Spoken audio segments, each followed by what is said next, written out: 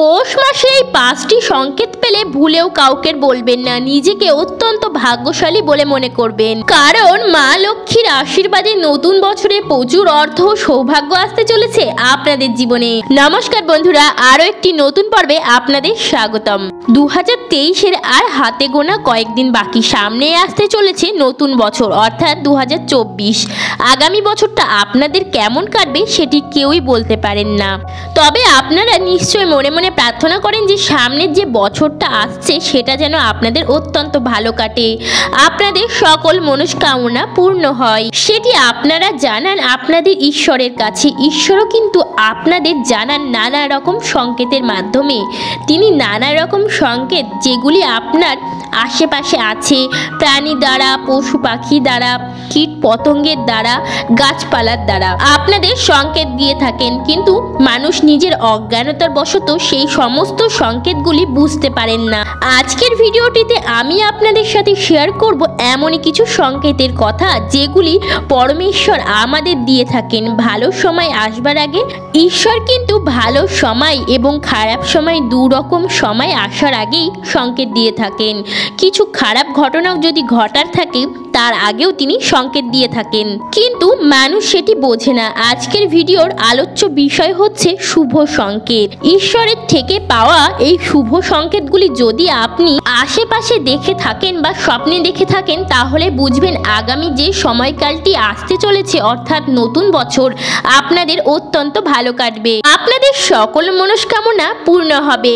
আপনাদের যদি সেরকম কোনো ইচ্ছা থাকে যেটি পূর্ণ হবার আপনি অপেক্ষা করছেন, আপনার সেই অপেক্ষার দিনও শেষ হতে চলেছে। কি সেই সংকেতগুলি জানার আগে সকল বন্ধুদের কাছে অনুরোধ করব ভিডিওটি সম্পূর্ণরূপে দেখবেন, স্কিপ করে করে দেখবেন না, তাহলে অনেক জরুরি ইনফরমেশন বাদ পড়ে যেতে পারে। এবং ভালো লাগলে অবশ্যই চ্যানেলটিকে সাবস্ক্রাইব করে এবং ভিডিওটি শেয়ার করে পাশে থাকবেন। চলুন বন্ধুরা আসা যাক মূল পর্বে।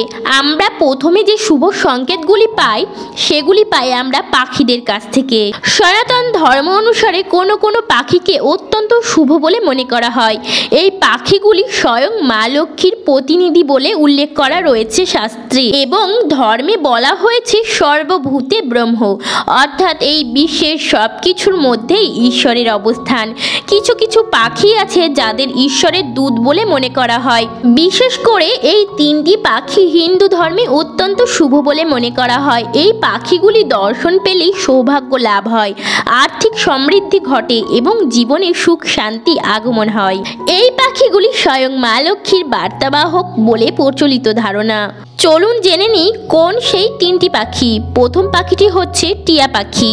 হিন্দু ধর্মে টিয়া পাখি অত্যন্ত শুভ বলে মনে করা হয়, তাই অনেকেই বাড়িতেই সৌভাগ্য লাভের জন্য টিয়া পুষে থাকেন। কিন্তু মনে রাখবেন বন্ধুরা, আকাশের পাখিকে খাঁচায় পুরে বন্দি করে রাখলে সেটি শুভ বলে মনে করা হয় না। টিয়া পাখিটি যদি নিজে থেকে আপনার বাড়িতে আসে, জানালায় বা কার্নিশে বসে, তাহলে সেটি শুভ লক্ষণ। এর ফলে বাড়িতে কোনো শুভ ঘটনা ঘটতে পারে। আবার একজোড়া টিয়া দেখলে দাম্পত্য জীবনে প্রেম ও সুখ বাড়ে। দ্বিতীয় পাখিটি হলো পেঁচা, লক্ষ্মী পেঁচা। হিন্দু ধর্ম অনুসারে পেঁচা হলো মা লক্ষ্মীর বাহন। পেঁচা দেখতে পাওয়া অত্যন্ত শুভ বলে মনে করা হয়। আপনার ঘরে পেঁচা দেখলে বুঝবেন মা লক্ষ্মীর আশীর্বাদ পেতে চলেছেন এবং আর্থিক লাভ হতে চলেছে। তৃতীয় হচ্ছে নীলকণ্ঠ পাখি। নীলকণ্ঠ পাখিকে মহাদেবের দূত বলে মনে করা হয়। নীলকণ্ঠ পাখির দেখা পাওয়া সে কারণেই সৌভাগ্যর সূচক।